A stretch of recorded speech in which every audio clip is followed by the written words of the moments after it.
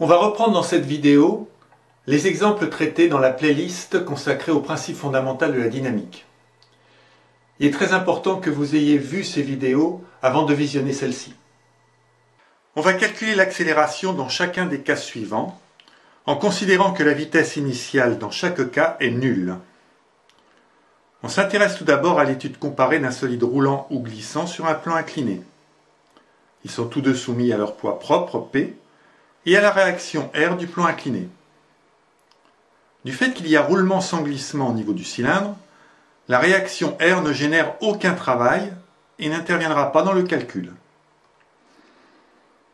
On déplace les solides d'une distance x et on applique le théorème de l'énergie cinétique.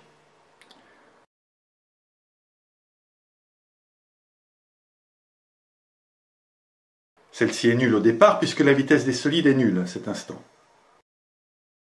On mesure les angles que font les forces qui génèrent un travail par rapport au déplacement du solide et on calcule leur travail.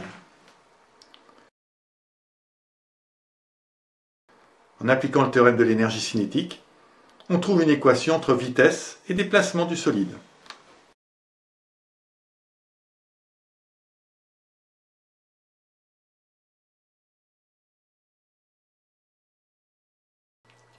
Le calcul du travail des forces extérieures peut paraître fastidieux.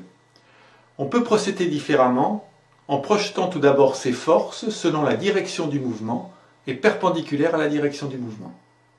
Prenons le cas du solide glissant sur un plan incliné et projetons ces deux vecteurs selon le déplacement x et perpendiculairement à x. On en déduit l'intensité de ces quatre vecteurs et une relation d'égalité entre P perpendiculaire et R perpendiculaire. Attention, il n'y a pas de signe moins dans cette équation parce qu'il s'agit d'une relation entre normes de vecteurs, donc uniquement des valeurs positives. Et finalement, on retrouve la relation entre R et P. Les travaux des forces perpendiculaires au déplacement sont nuls, et celui des forces parallèles est égal au produit des intensités. Le travail de P parallèle est affecté d'un signe plus parce que c'est un travail moteur, et le travail de R parallèle est affecté d'un signe moins parce que c'est un travail résistant. R parallèle est en fait la force de frottement. On revient à l'équation du théorème de l'énergie cinétique et on retrouve la relation entre vitesse et déplacement.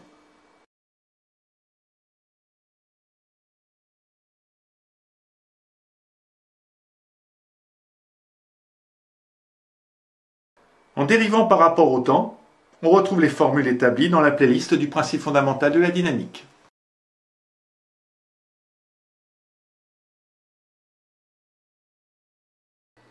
On va s'intéresser maintenant au système mécanique qu'on a vu dans la playlist du principe fondamental de la dynamique.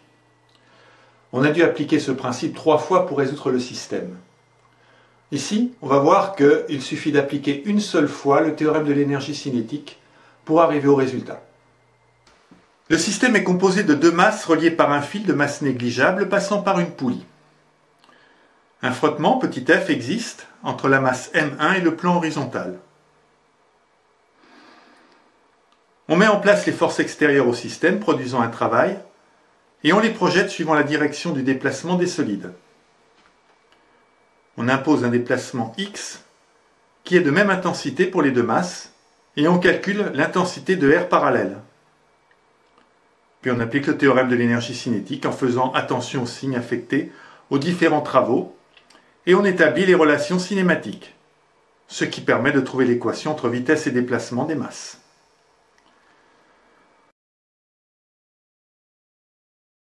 On a accès à l'accélération des masses en dérivant par rapport au temps cette équation. Et on retrouve le résultat obtenu par le principe fondamental de la dynamique, ainsi que la condition pour que le mouvement du système soit bien celui anticipé. Le théorème de l'énergie cinétique est très efficace pour résoudre les systèmes mécaniques. On aura l'occasion de le revoir dans d'autres vidéos.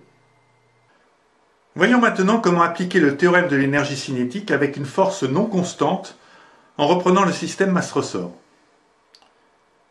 Calculons une fois pour toutes le travail fourni par un ressort de raideur K quand il passe d'une valeur comprimée x1 à x2.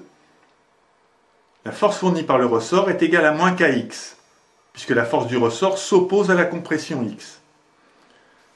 Après intégration entre x1 et x2, on retrouve le travail fourni par ce ressort quand il se détend de x1 à x2. Dans la suite des exemples traités, on appliquera directement cette formule dès qu'un élément élastique sera présent dans le système mécanique. Ici, le ressort passe d'une compression petit l à une compression nulle. Donc le travail du ressort est égal à 1/2 de KL2.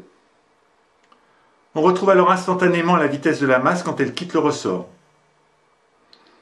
De la même façon, on trouve l'évolution de la vitesse en fonction de la position de la masse. Enfin, s'il y a du frottement entre la masse et le plan horizontal, on calcule le travail de la force de frottement R parallèle et on retrouve la relation donnant la valeur de compression du ressort, petit l, pour que la masse s'arrête en fin de décompression du ressort.